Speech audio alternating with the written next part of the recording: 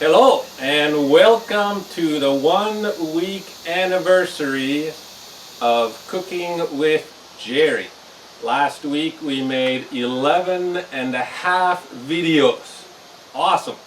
The half was a video making bread, not traditional bread. I don't use yeast and I tried to use as little as possible the white wheat flour and the whole wheat flour.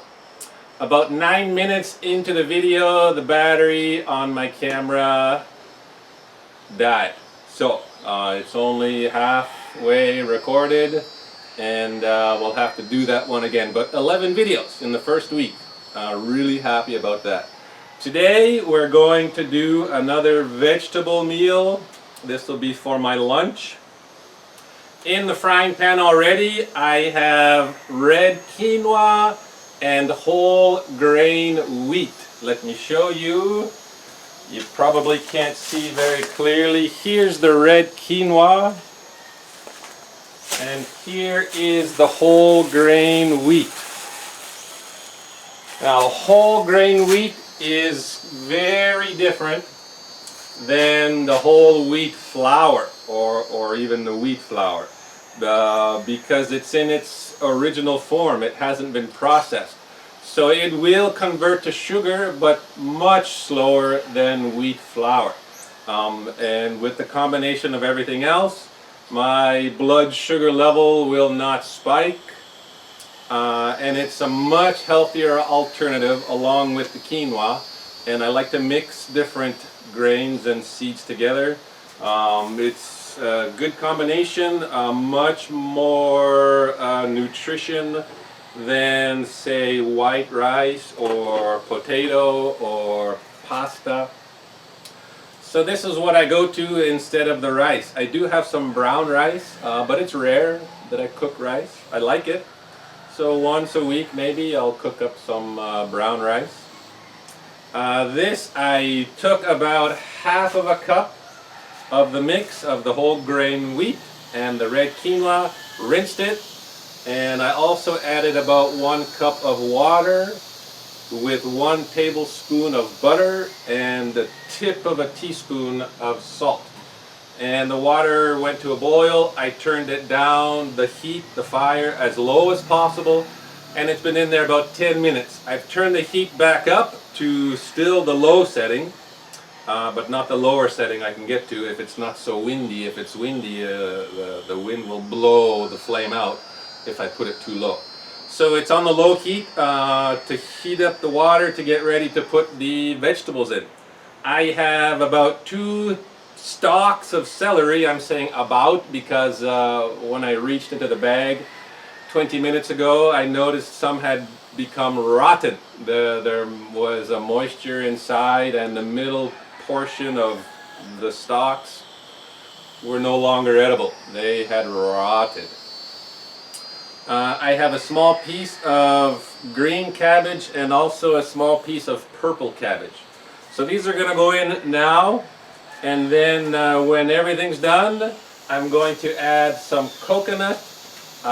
This I pulled from a tree about 2 hours ago, carefully opened it up, and I got about 2 cups of fresh coconut water. So I'm going to add a bit of this to the meal after the fire's been turned off. And here will also be added after the fire's been turned off, soaking in water for not long enough, about half an hour. 2 Brazil nuts, about 8 almonds, small handful of sunflower seeds, small handful of pumpkin seeds. They are going to increase the fat content, fiber, protein, which will balance any sugars that I'll get from the whole grain wheat and the vegetables. So that's going to be my meal. So I'm going to start chopping so I can add the vegetables to the quinoa and whole grain wheat. I like to add the leaf of the celery if it's still in decent shape. This one's a bit brown. That's not going in.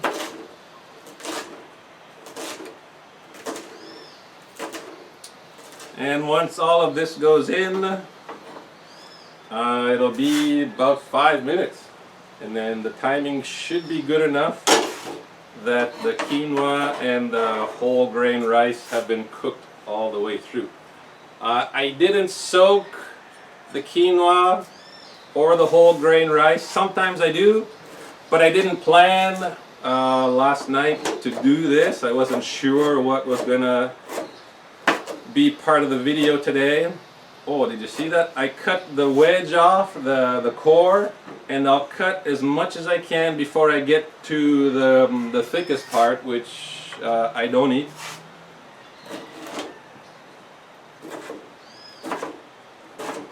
These have also been washed,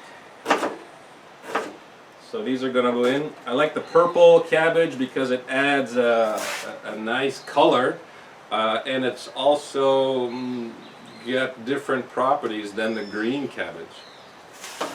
Which is healthier? I don't know. I think the purple one might have more nutrition because nature has a very easy time creating green. Green is everywhere. But to create the other darker colors like purple, there's also a black corn that I use sometimes. I find it at one store on the upper section of this village. Yeah, back to the quinoa. Sorry, I'm a bit distracted. And the whole grain wheat. I checked again online, and there's different opinions of whether or not you should soak these grains and seeds overnight. Difference of opinion. I'm not sure what to believe. I think that when you soak overnight, the water has more chance to get farther inside the seed or grain, which makes for a more complete cooking, which makes for easier digestion. That's what I think. So many times I'll soak them overnight. We've discussed before on previous videos, if you want an alternative to the traditional oatmeal porridge, you can use this quinoa or whole grain wheat. Whole grain rice, I think, is a bit better than the milled oats called quick oats, instant oats, microwave oats. There's numerous kinds of quinoa. I've seen black, red, and white. There's also amaranth, which is another seed. If you soak them overnight, the next morning it should only take about 15 minutes to cook.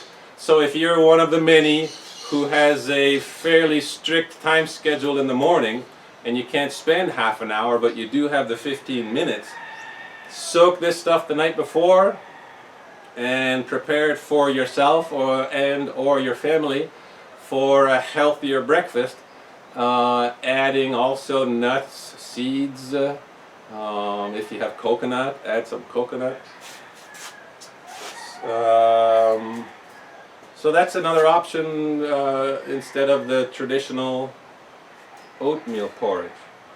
So now this coconut is perfect for me. It's very thin, which I like, less chewing, and it has a lot of flavor. I'm going to use a little bit now and a little bit for dinner. It's I like it when it's not so thick. Plus, it's a lot easier to scoop out of the coconut when it's not fully mature. And maybe it's easier to digest if it's like this. That I don't know.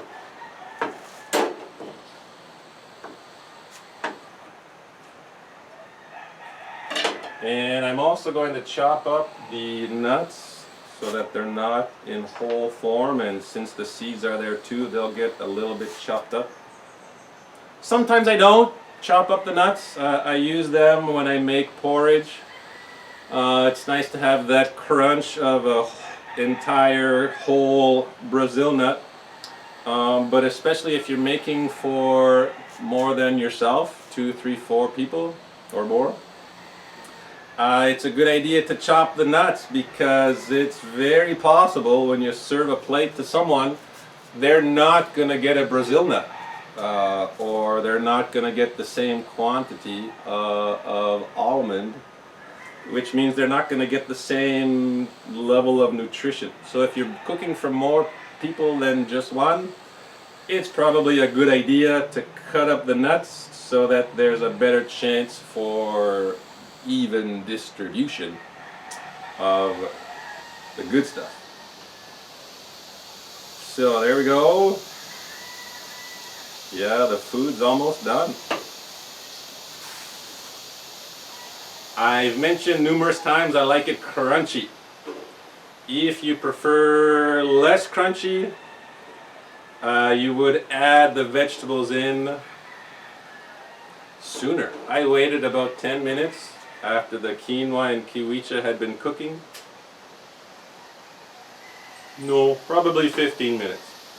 The kiwicha, no, not kiwicha, sorry, that's Spanish here for amaranth.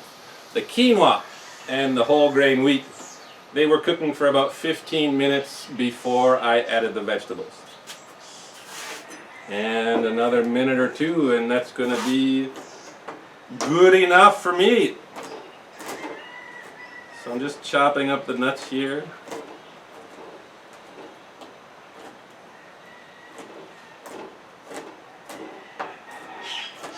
I've also mentioned previous, if you're cooking for numerous people, you need a bigger container for the cooking process.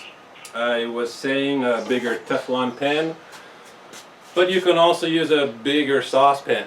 That'll be fine. Because of the water and the butter or oil you choose, it won't stick to the bottom. Also, if you don't want to be so precise with the measurement of the water and the grain and the seed, once you're almost at the end, you notice that they're not quite done. They need more water. You can always add water. It'll just prolong the time before you reach completion of preparation.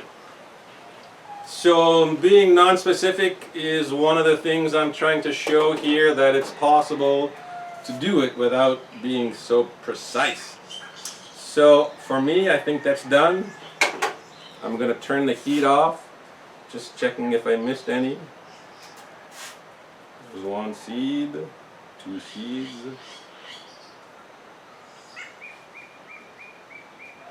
So that's my lunch. I have a list here. I think I'll add one to my little speech. And this is potentially controversial, but in an easy way. Many people have a specific time for eating their meals. When I was living in Italy, lunch was always 1 o'clock, dinner was always 8 o'clock. Breakfast was variable. Everyone's got a different morning schedule. Maybe you're stuck in a situation where you have an hour for lunch or half an hour every day at 12, in which case you have no choice. Unless you can eat at your desk and you have the flexibility of choosing your lunchtime when you're hungry. I say it's probably a mistake because every day is different. How can you always be hungry every day for lunch at 1 o'clock and every day for dinner at 8 o'clock? So dinner time, I think you're looking at the clock instead of listening to what your stomach wants. So if I were in a family situation where there were 2, 3, or 4 people here, I would probably not sit every day at 1 o'clock and 8 o'clock. I would explain to my family, I'm going to eat when I'm hungry. We can make a date every Friday for dinner or every Sunday for dinner where we make a specific time to eat. But every day I don't want to have to wait for the clock to eat. I wait for my stomach to eat. When your stomach tells you it's time to eat, when you're hungry, that's the moment when it's ready for food. If you wait an hour or an hour and a half or 2 hours, your body, your stomach's going to have to change. It might lose that hunger, it might lose that fire to accept food. So that's, in my opinion, potentially a mistake to always have a specific time for meals. As I said, controversial. A lot of the information on the internet says eat at the same time every day. It gives your body a nice rhythm. So there's some good stuff added. Nuts, seeds, fresh, young coconut. Let me bring it to the screen so you can see it. Check it out. Nice colors. Be nice if there was a red and a yellow in there, but today there isn't. And I'm going to add a little bit of salt, my usual 2 pinches.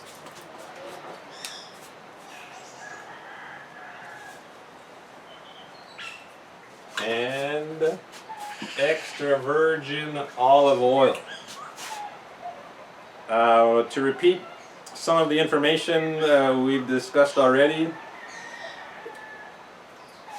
many of the vegetables are fat soluble, which means they need some kind of fat along with them to be digested effectively. So that's why I always add some kind of fat, either it's butter, which I added at the beginning, or some kind of extra virgin oil, which I add at the end. So that'll be tasty. The other thing we've discussed already is best not to cook with extra virgin oil. You lose a lot of the nutritional value during the cooking process, especially if you're using a high heat. So always for cooking I use just a regular oil. I have sunflower seed oil, olive oil, and coconut oil that aren't extra virgin. And the other thing that'll be new that we haven't discussed before is trying to find also cold pressed. So extra virgin cold pressed would probably have the most nutrition. If it doesn't say cold pressed on the bottle or jug that you're looking at, it means it's been pressed with heat, which is a much quicker, easier process, but the heat changes the chemistry. Cold pressed means they haven't used heat, so the product retains as much of its nutrition as possible, almost as it were if it were pure. So that's another important thing. I only have one here with me, a cold pressed oil, extra virgin oil, because I can't find others. There are extra virgin cold pressed coconut oil, I think. Maybe next time I'll buy some. I just don't want to have too much. Once I finish one off, then I'll get a new one. I don't want to have 10 different kinds of oils on my shelf. So that's it for the preparation. Being the 1 week anniversary, I'd like to introduce a variety portion, which will happen in a few minutes once I clean everything up.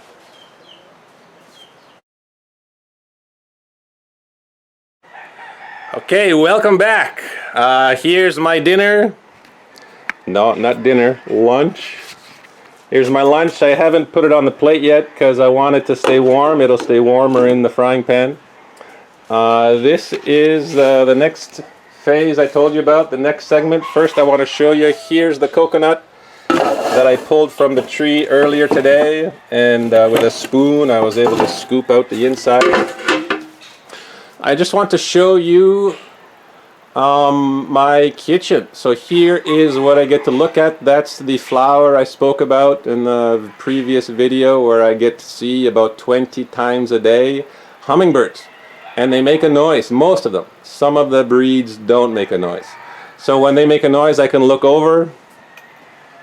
Here's a little work area, more like a hobby area. And we're going to walk outside the kitchen. Here is a medicinal plant called the Tree of Life.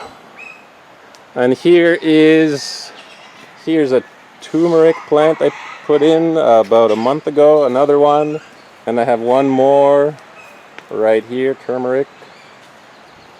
But I wanted to show you my plants. I have here a squash. It's similar in size to a zucchini, but it has the consistency and density and color of a butter squash. Here are some tomatoes and sweet peppers. They're growing really slowly. Here are some more turmeric. Here are two mystery plants and another mystery plant. This one I think is going to be a squash or a pumpkin. They're mysteries because I pulled them out of the old compost. And I know they were new because they showed up after I had turned the compost. Plants grow really slow because the days are short. They're 12 or 13 hours long depending on the time of the year. The tomato plants don't look so healthy. I'd prefer they're a darker green. But I'm waiting because they're still too young to put into the ground. But I'm going to put the squash into the ground today, and that's what I wanted to show you. So we're going to walk over. Here are 4 trees. I found the seeds already germinated and with a short trunk. I put them in those bags to watch them grow. Their mother tree is just over there. It's about 30 meters tall. It produces some kind of fruit.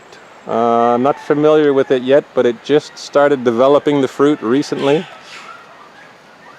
And we're going to walk over here to this enclosed area. I found this aluminum fencing, I'll call it, in the storage.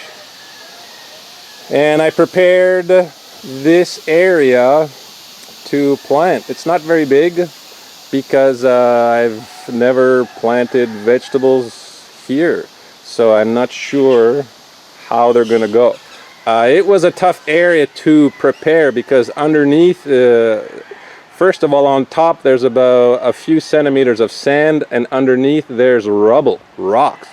You can see I've lined one side of the fencing with the rocks that I found as I was digging.